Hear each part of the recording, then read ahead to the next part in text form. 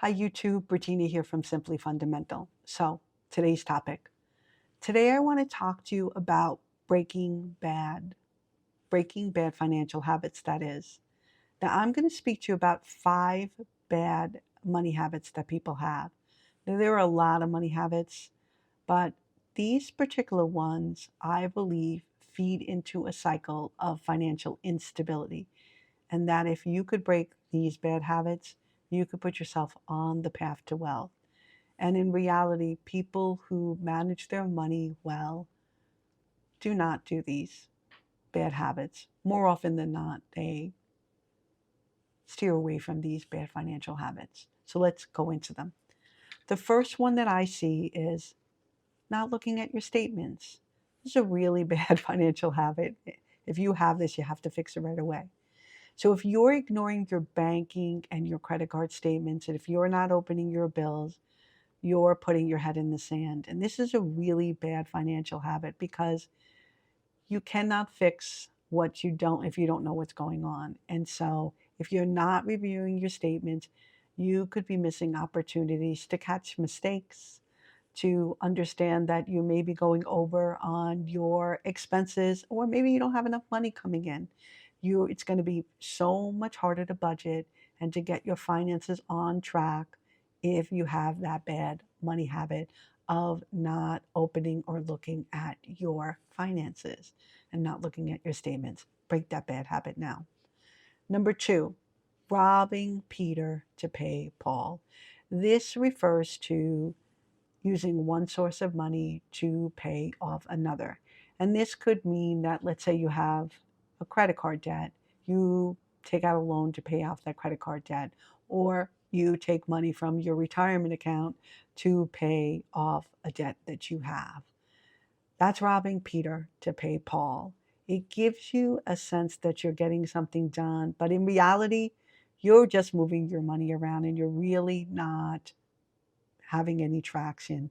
You're just basically switching things around. You're just moving it around. The next is paying bills late and incurring late fees. This is a really bad habit that some people have gotten themselves into. If you are paying your bills late and incurring late fees, you're wasting your money. And this could be something where a money system comes in and just fixes it for you. So, missing your due dates and incurring late charges could mean that you're going to be hit with high interest charges, late fees, and even future debt will cost you more money if you end up ruining your credit score. And typically, what happens is you don't get away without paying your bills on time. They're going to come and find you, and loans in the future that you're offered, including credit card debt, is going to be hit you at a higher interest rate. So this is a bad habit that automation could fix, and we'll go into that. The next thing, bad habit number 4, is only carrying credit cards and not using cash to pay for anything. When you solely rely on credit cards, the reality is it people spend more money because it's easy to lose track of your spending and not realize how much you actually are spending. There is a psychological connection that occurs when people are using cash. It is much harder to part with money. And so consider moving over to cash when it comes to discretionary spending, because that will put guardrails in place and keep your finances on track and keep you financially disciplined. So that's a bad habit to break, only carrying credit cards. The psychological connection that you get with spending cash is severed when you use credit cards. And the last bad habit is only paying the minimum on your credit cards. People who only pay the minimum on their credit cards are mostly paying interest. And it could take years, even decades, if you are carrying high interest debt on credit cards if you're just making the minimum payments. Banks are not doing you a favor.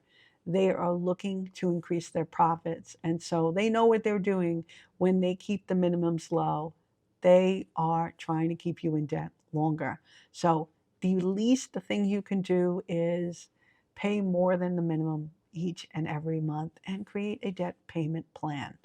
So Each of these habits feeds into the cycle of financial instability. And the key to breaking them, and there are three things: awareness, that's key, and creating better money management systems for yourself. And then lastly, creating a mindset, developing a mindset of control rather than one of avoidance and fear and scarcity. So let's talk about awareness, because I believe this is the foundation for financial control. It is the first step in taking control of your finances.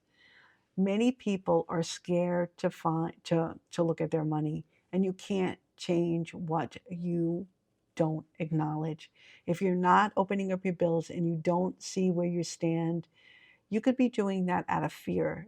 You maybe someone who does that is scared of what they're going to find out, and they just rather avoid the idea of knowing how much in debt they are or how little income is coming in.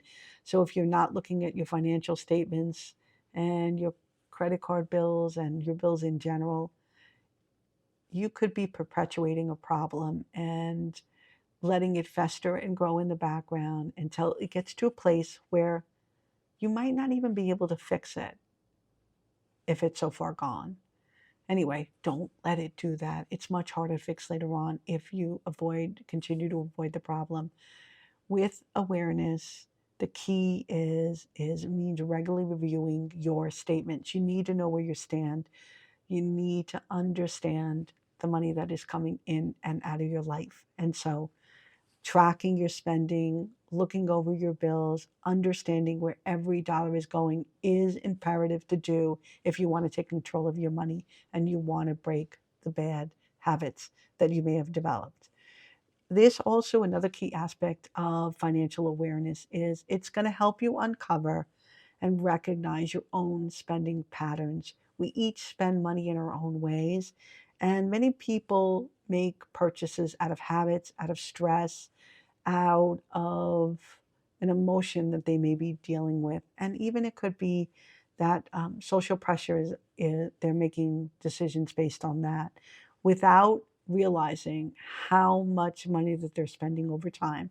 So even small, insignificant purchases can lead over time, can build up over time.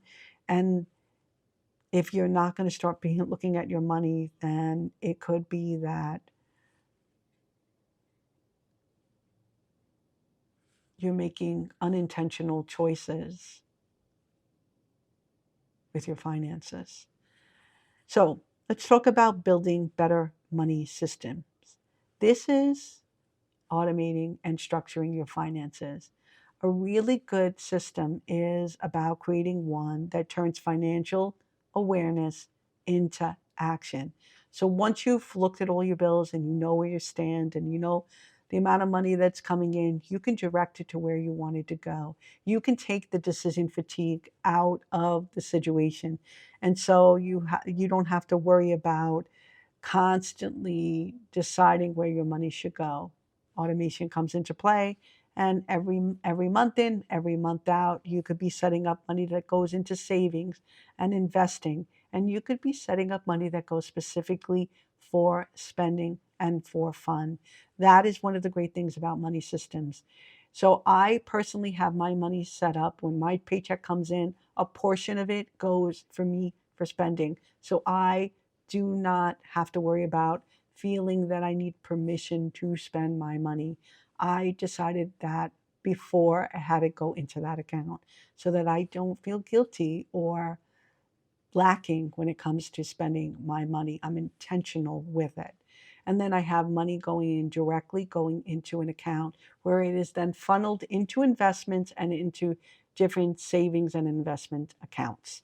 And then lastly, I have money going in towards bills that goes directly to pay the finances. So I have my paycheck funneled into three different accounts: one for fund money, one for savings, for automatic savings, and one for bill paying. And you can do that too. So people who are in financially control of their money do these kind of things.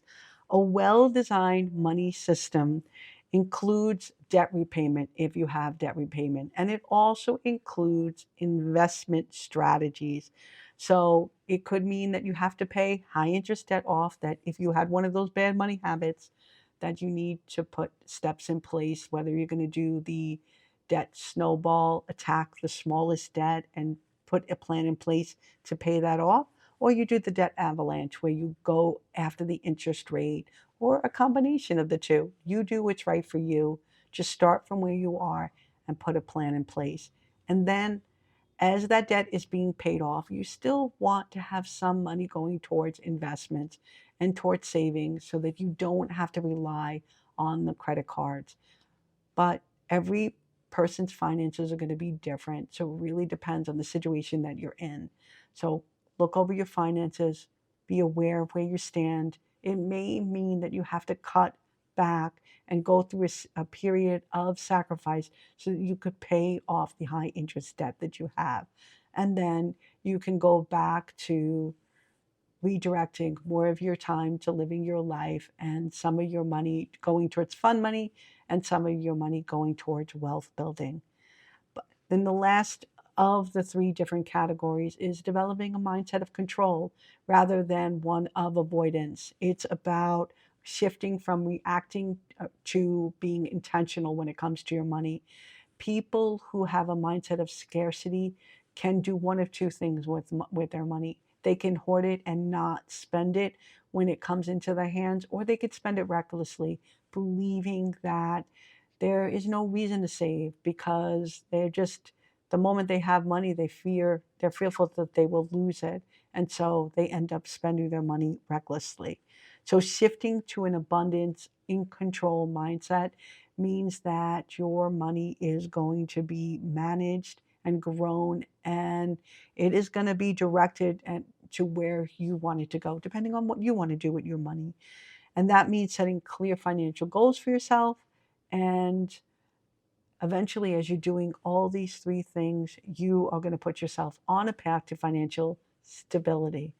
And so financial success is about combining awareness, putting these money systems in place, and having the mindset of control when it comes to your money, and not living from a place of fear. When you combine all these three things, you are ensuring your money is managed effectively and without constant effort.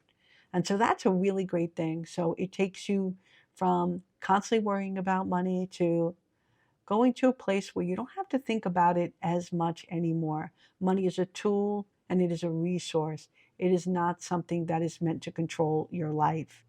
When these elements work together, awareness, financial systems in place, and a money mindset, financial stability isn't just possible, it's inevitable. And so look to break these bad money habits. Anyway, this is Regina from Simply Fundamental. Just so you know, I have a lot of new subscribers. I do not build this. I do not write scripts for these. I don't edit my videos, at least not yet. I have a full-time job, and yeah, I don't edit my videos. And lastly, hit like and subscribe if you haven't, and I will catch you on the next one. Thanks for tuning in.